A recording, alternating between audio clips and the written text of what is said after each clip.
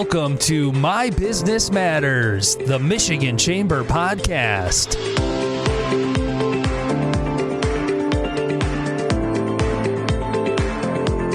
Welcome to My Business Matters, the podcast of the Michigan Chamber. This is where we talk with the leaders about the issues shaping Michigan's economy and future. I'm your host, Jim Holcomb. I'm the president and CEO of the Michigan Chamber.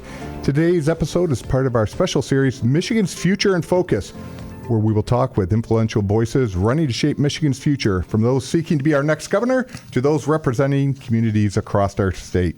I'm honored today to be talking with Congressman John James. He currently represents Michigan's 10th Congressional District and is also a 2026 candidate for Michigan's highest office, that of governor. Congressman, welcome. Hey, Jim, thanks for having me back on. Appreciate it. Oh, thank you so much. Well, you're never one to let to be too still. You're always out working. You have a great reputation for constituent services. You're always really influential and effective with our members and always being a good voice for business. So running for governor now, that's a huge decision, a personal decision, a professional decision. How did you get to this point? Well, honestly, I love Michigan. I love this state. This state has given us everything. My father moved to Michigan from the Jim Crow South, started a trucking company with one truck, one trailer, no excuses. Back in the 70s, I am the walking result of the American dream because of the business environment that used to be in Michigan. Yep. It used to be that people could come here from all over the world and all over the country for a better life. But increasingly, our children are having to leave to find it. And I find it so ironic and frankly, tragic is probably the best word to use to describe it. But in just a generation or two, the same state that my parents left to find opportunity, their grandchildren might have to leave to find it. That's not fair. Yeah. That's not right. That's one of the biggest motivations I have to run, is to make Michigan a state where we have economic mobility, not just a job. Make sure we have a state where we have public safety. Make sure we have a state where we have accountable government. Make sure we have a state where we have academic excellence. And make sure that we have a state where we can all work and grow and thrive and frankly, have government out of the way. Yeah. So I'm excited for the opportunity. No, I appreciate anyone who's willing to put their name on the ballot, who's willing to have those conversations in public and try to bring people along with them. You've been a leader throughout your career, whether it's been in the military or in Congress. What's your leadership style? How are you going to bring that back home to Michigan, to the highest office, and say, we're divided on many issues right now, but I'm going to be that person who brings us to the table to get real solutions? Humility. Servant leadership, those who will submit to the Lord and serve the people. I'm starting out from a place, because we've all been in those rooms when you're with the guy or girl who is the smartest person in the room. And if you have any doubts, they'll tell you. Any success that I've experienced, whether it's in combat. I graduated West Point in 2004, became a Ranger qualified Apache pilot, and flew 750 hours combat in Operation Iraqi Freedom. You don't get to a point where you bring all of your men and your equipment back home safely if you don't surround yourself with the best, most knowledgeable people and then let them do their jobs. I left Iraq and I came back to serve in my community. And I was able to help grow our family business from about $35 million to what we're going to be doing this year. We're going to be over $300 million top line. Tremendous. It is tremendous. God's been good to us. But growing from 100 jobs to over 500, it takes a great team.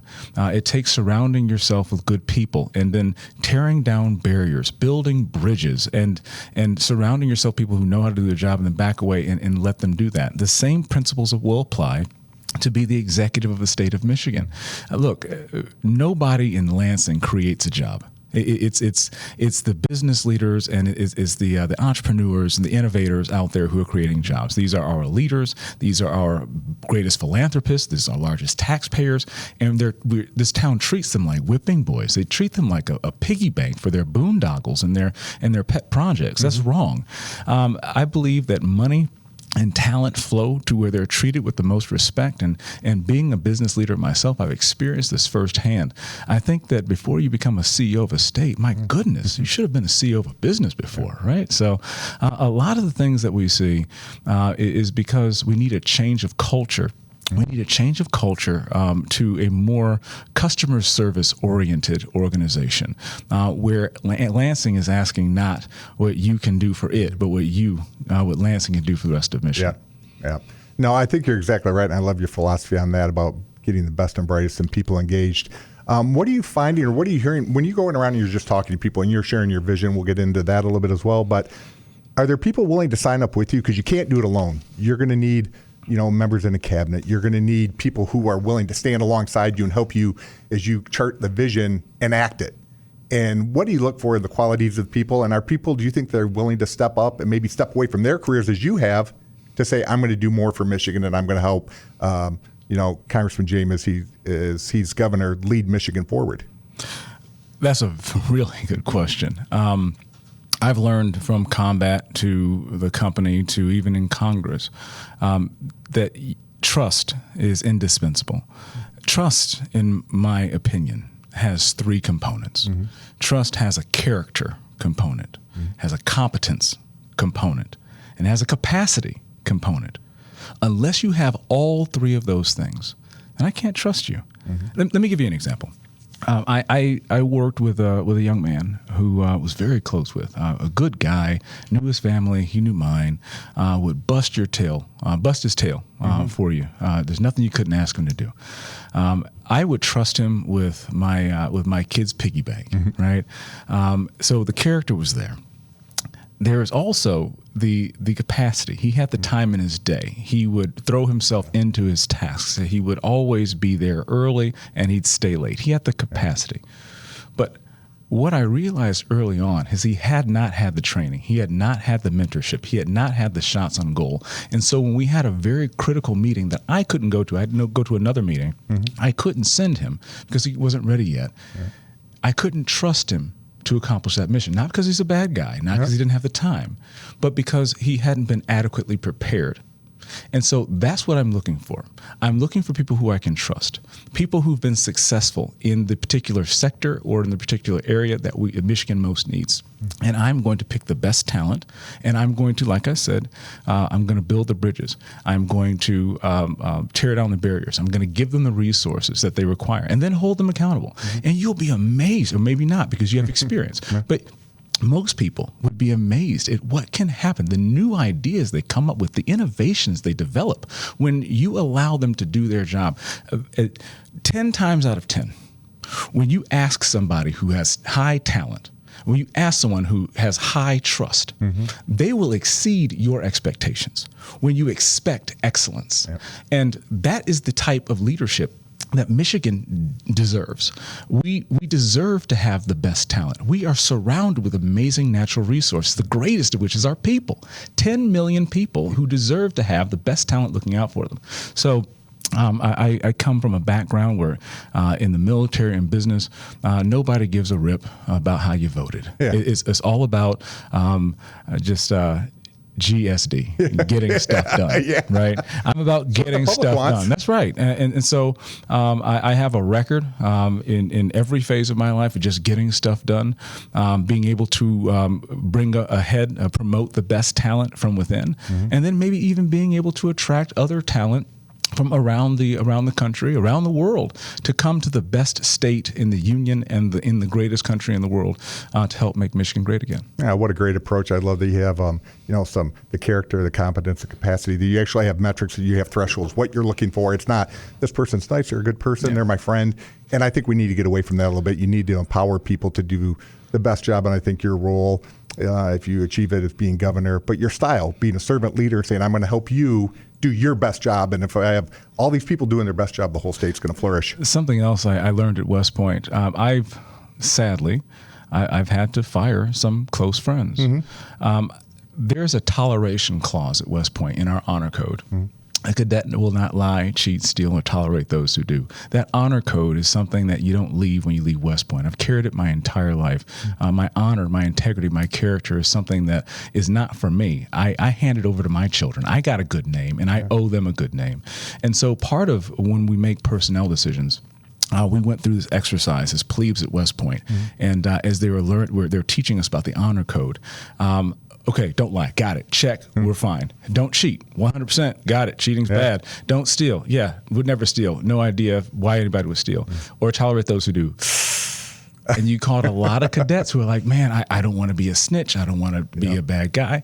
And so what we learned through that process, as we were very, very new, is that the toleration clause is really important because it's the standard that you're holding to an entire organization. Mm-hmm. That was the bedrock of the culture that you are setting within your organization. Yeah. That was based upon the fact, are you loyal to that person who was doing the wrong thing? Mm. Are you loyal to that individual who has either lost or squandered your trust? Or are you loyal to the larger organization? Are you loyal to West Point?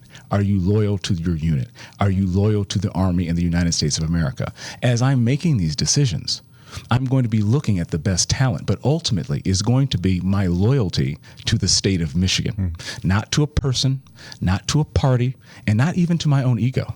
Because ultimately, this is like I said before, those who are willing to submit to the Lord and serve his people, to be good stewards of the resources, to include the taxes and the time that the people are trusting us with. And we owe that. We owe that. We owe nothing less. Yeah, I think that clarity really shines through in your public comments, but also it's just a great foundation for leading going forward. One area where I think it probably is going to bode very well for you, I've heard you speak several times, you have a lot of passion for education and making sure our kids are served and making sure the institution of education is there empowering students and parents. What is your kind of current assessment of the state of education in Michigan, and how do we move forward? How do we get out of, you talked about Mississippi, one of the great turnarounds recently in education. How do we do that here in Michigan? Well, the first and easiest answer is focus on the fundamentals. Don't get distracted about what's on the left and the right, but we have to focus on the number one thing. And what's the number one thing in education? The kids. Yep. Right? Not any special agenda, not any special groups. It's on the kids. Focusing on what works. We know what works. When you look at the Mississippi Miracle, as they're calling it, again, it's the height of irony that my father and mother moved away from Mississippi to give their children and grandchildren better opportunities. But now Mississippi, the state that they left, academic achievement over the past 10 to 15 years has outstripped Michigan, right? And it's not only bad, it's embarrassing. So there are a number of things that we can and must do. The governor can opt in to a program that was just passed in the One Big Beautiful Bill just this past summer to increase options for parents. I believe that parents should be able to send their child where they will be safest and most successful in school. I believe that a quality education is a basic civil right. I believe that public schools should be successful. Private schools should be successful. Charter schools, homeschool. There should be no wrong way to educate our children, and really removing those barriers. This is something that is deeply important to me because, again, my father, my mother were raised by people who told them that they could do anything they put their mind to. But when we don't give our children, we don't arm them with the tools to be able to use their minds and their brain power, then we set them back. We also need to recognize that we are currently using solutions for 20th century problems currently, and we are 25% through the 21st century. It used to be that you could graduate from high school with a diploma, you could go off, you could work in the factory with your family members, and then graduate with a nice pension, retire with a nice pension after 30, 40 years. That's not the case anymore. Now, we need something in addition to a diploma. We need to set up a situation where children are leaving with certifications. They're leaving with licenses. They're leaving with the ability to put food on the table when they graduate. That college is not just the only path, but we are giving them a pathway to prosperity, incentivizing companies to engage with public-private partnerships, not just with the equipment, the state-of-the-art, but also maybe teaming up with subject matter experts from the plant to be able to teach in the schools, that we can get the up-to-date knowledge. I was passing through Dearborn the other day, and you saw the Ford Product Development Center directly across from Ford High School. There's no reason that Ford High School should not be the best engineering school in the world. But we need to set up the environment where that cooperation, that collaboration can happen, because the workforce of the future is sitting right at that high school. And you see right now Palantir is looking at they're circumventing recruiting in colleges, but they're recruiting talented kids out of high schools. Anybody who thinks that our kids aren't ready to produce, frankly, they haven't seen what our younger generations can do in the military. Being able to serve in the military, looking at what 18, 19, 20-year-old, I said kids, adults, grown people can do when you trust them, when you train them, when you empower them. They can literally change the world, Jim. So why not let them help change Michigan? Yeah, exactly. And I can't agree with you more. I think far too often we're protecting a system instead of focusing on the kids, as you said, and we have old styles of what we're doing. It's just not in a manner that's helping us move our entire economy. You're a business owner yourself. The number one issue I hear from my members is attraction and retention of talent, and a lot of that starts with high school kids that graduate ready to go in the workforce. That's right. And just as you say, it's an empowerment exercise to make sure that child can go succeed. But we aren't focused on what they need. We're focused on, we've always done it this way, we're going to do it this way, we're going to cram knowledge. And there's too many people, it seems like, protecting their fiefdom instead of focusing on the future. 100%. And I the only gubernatorial candidate who's actually worked in the largest industry in the state, which is the automotive industry. I think that's pretty important. I understand assembly lines, but we don't need assembly lines in schools. We don't need a one-size-fits-all approach. Schools should be about purpose and preparation, and we are failing on both counts in our schools. We're failing our children in that regard. Bringing good business practices, my goodness, you look at the overhead. The overhead, it's a mascot tax. We're paying a 10, 15, 20% mascot tax. When you look at the fact that let's just take one region of our state.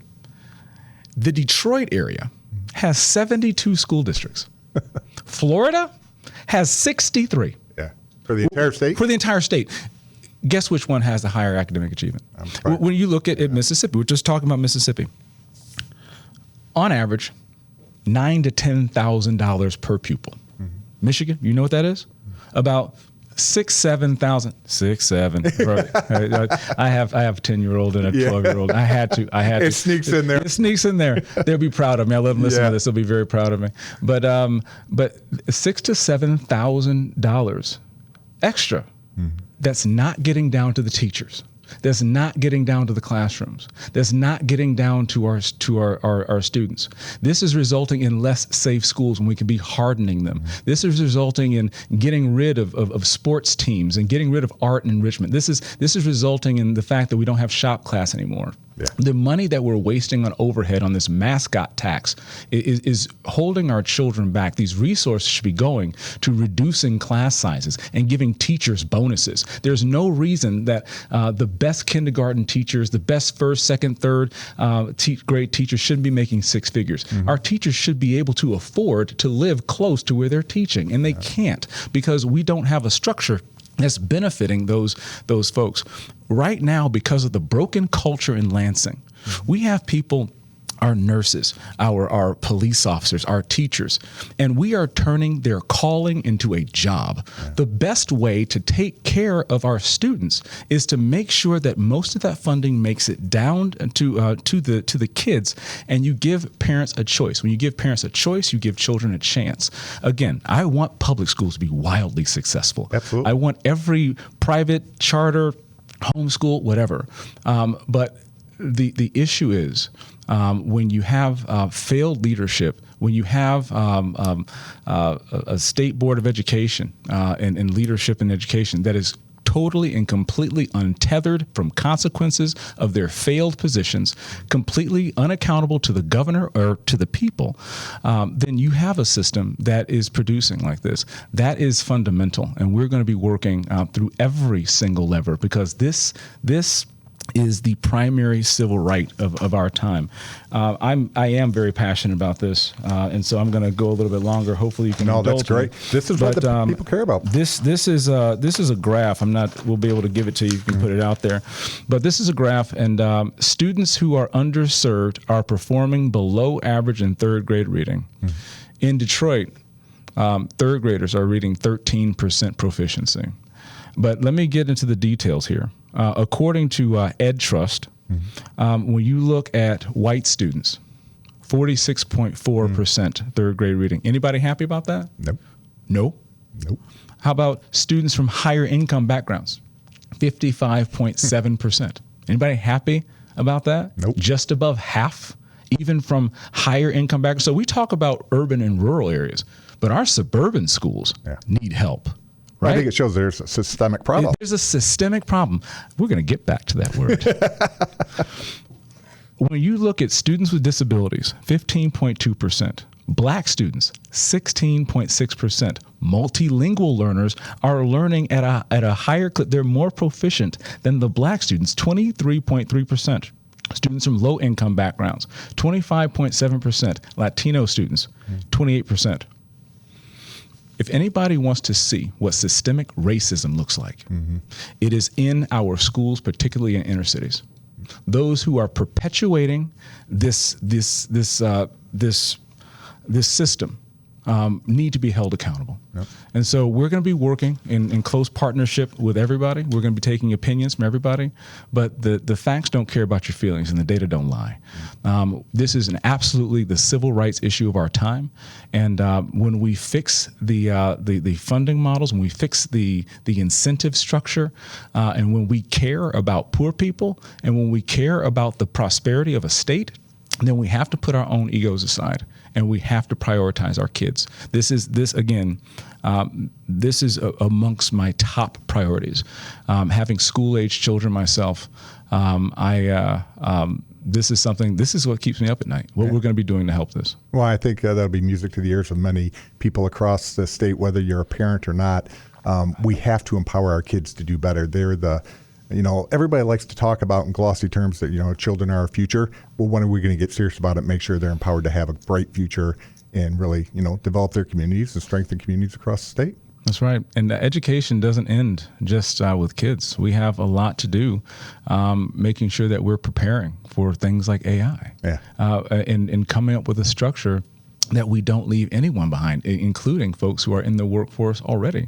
I think that this is a great opportunity for public and private partnerships. Again, Michigan is not afraid of the future, but we demand to be a part of it. Yes. And we can lead the way with innovation to allow businesses to be able to work with our directional colleges to make sure that we're training folks all over the state, urban, rural, suburban, to be able to take on the challenges of tomorrow. We can be the place that people come to from all over the country and all over the world, because in the next 4 to 8 years, we will be the best prepared, not just our current workforce, but our future workforce to tackle the problems that, frankly, we don't even know exist yet. And even people who disagree, it just makes economic sense. If you're going to make an investment from taxpayer dollars, don't you want the best return on your investment? That's right. Stop quibbling around the edges about some of the social issues, and let's get in and make sure kids can read, do math, and have a future. I mean, focus on phonics and really look at places where it has been done well before, and then replicate those. There's no pride in ownership. And if folks don't care who get the credit, then I think that there's no limit to what we can do. Yeah. Now, you're a business owner. You create jobs. You develop your company. You're growing exponentially. And I think the next governor, that's going to be one of their biggest challenges, make sure everybody else can too. So many of my members at the Michigan Chamber, they feel like they're under constant attack. And it's not just always costs, it's where is government jumping in and erecting a hurdle instead of helping them navigate to actually strengthen their communities by growing jobs, because communities are stronger with the business community when they're flourishing. And I wonder how your kind of current assessment is of Michigan's business ecosystem. As someone who has to, as a business leader, I've been able to grow our business over the past 15 years. I know firsthand the hurdles that get thrown in the way. I remember waking up more than a few occasions, just asking myself, do they want us here? I mean, sometimes I wonder if the folks in Lansing actually want business here, with the proposals that they're looking at putting on the ballot, with the laws that they're passing, with the regulations they put in place, and then not even the regulations, but then how they're employed, how lopsided they may be, or how inconsistently they may be applied, where it almost feels like targeting in many cases. I firmly believe that talent and investment flow to where they are treated with the most respect. If we want to attract the best talent and the best investment, then the best way to do that is make sure we focus on the ones we already have. I will make Michigan a customer service, a customer-friendly, permissive business environment. And that starts with changing the culture here, where we are working with our business leaders, presuming them innocent presuming that they are trying to do the right thing by paying their folks fair wages. Absolutely. Assume they're doing the right thing by making sure they're taking care of the farmland or the space that they're around.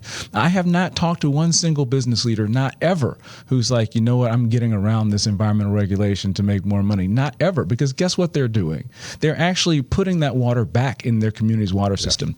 They're actually working on a farm that they're going to be handing over to their grandchildren. Mm-hmm. There are no better stewards of the community than the people who are most heavily invested in it. And the highest and biggest taxpayers we have in the state, the ones who are carrying the most load for the few are carrying a heavier load for the many. These are the people who are literally invested, and they're asking themselves, not only are they getting a return on their investment, but why are they here? We need to really focus on retention. We need to focus on showing, not telling, but showing our current business leaders, whether you run a barbershop in Detroit or whether you run a farm up in Clare, Michigan, you are going to know that we love you, that we value you, and that we are going to operate in an environment where you can thrive. One of the biggest things that I've seen that must be fixed is we must go to a more permissive permitting environment. I think that presumption of innocence in government to private citizens must extend to business relationships. If you put in for a permit and it should take, let's just say 30 days, for example. All right, after 30 days, the burden of proof, the burden is on the government. If you haven't heard back from the government, then you go ahead and proceed. Now, if we find later that you've done something that was egregious or negligible or criminal, then you'll be held accountable. But that's such an infinitesimal minority. And even if something's going on, it's probably an accident. Yeah. It's probably a mistake. And the fines that you see put on these businesses that you see is it actually going to help fix the problem? If you're going to fine me, the money that you're taking that's just going to go in the general fund to go to someone else's boondoggle, I could have used that money to actually fix the problem in the first place.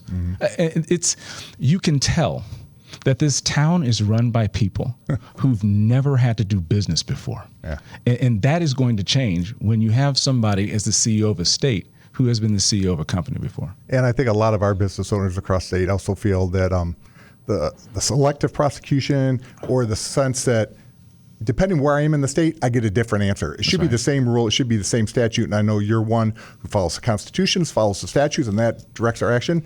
We have people that are kind of allowed to just run amok within the bureaucracy. And there are a lot of great employees within state government that help businesses thrive and succeed and really are just doing the job. But there's always a few, just like any industry, they want their own opinion out there, and it's really not the opinion of what says in the statute. And it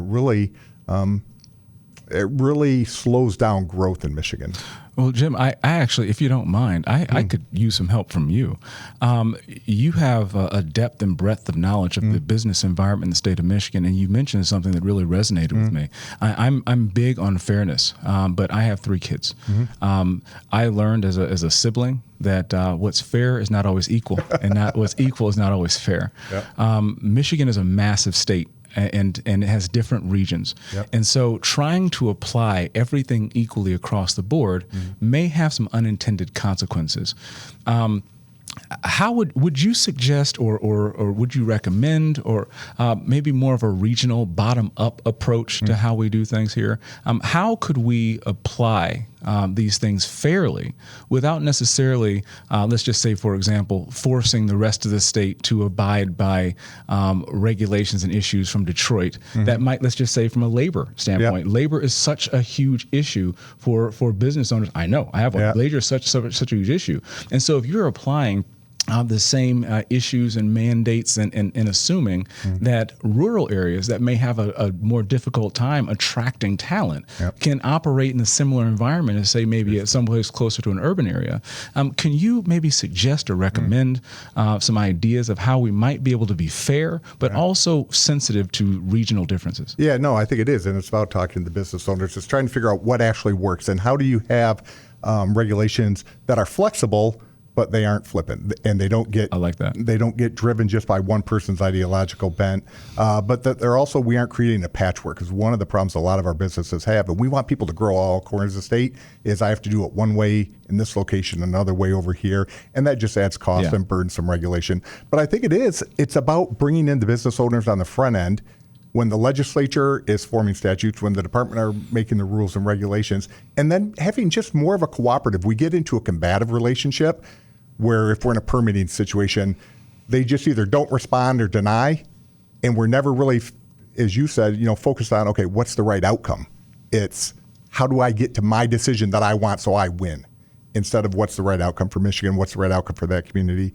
And as you said, I've never met a business owner in the Michigan Chamber who says, I want to do things the wrong way, or everybody's trying to treat their employees. They're trying to preserve the environment. They're trying to be good stewards of everything because they want everyone else to thrive. That's right. We're going to be stronger together. That's right. If we all just kind of wrap our heads around that and start working that way. Businesses are not the bad guy. And No. businesses are not the bad guy. And when I'm governor, they'll not be treated like the bad guy. I like that. More collaborative than combative.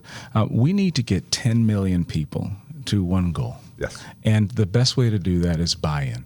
And as you mentioned, being able to get that buy-in, bringing in business owners, bringing in business leaders and stakeholders on the front end is very important. Whether it's business or schools or health or infrastructure, you can count on me to make sure that we're leading with the focus of what's best for everyone, and doing it, making sure that we have buy-in on the front end. That's what it has always taken from the military to business to now, and I think that's what's truly going to work because it's not going to take one person in one city. It's going to take all 10 million of us all over the state. Yeah, and I think that's the exact vision people are going to look for, and why you're getting a warm reception already on the campaign trail. And as we go through the next part of the season, people are going to be interested to hear more because you're a man of passion, you're a man of vision, you have a hope and also a plan for the future. And I think that's what we've missed before with some of our candidates. Everyone wants to hope for something better, but we need to have a plan to enact it. That's right.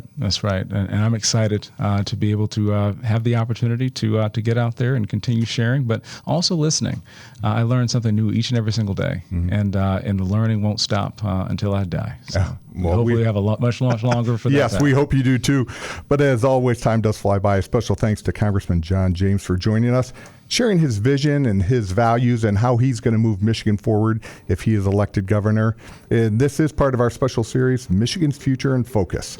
Special thanks to all of you for listening. Subscribe and like our podcast for easy notifications. And until next time, if you have thoughts or concerns and questions, feel free to go to michamber.com and we'll get you the answers.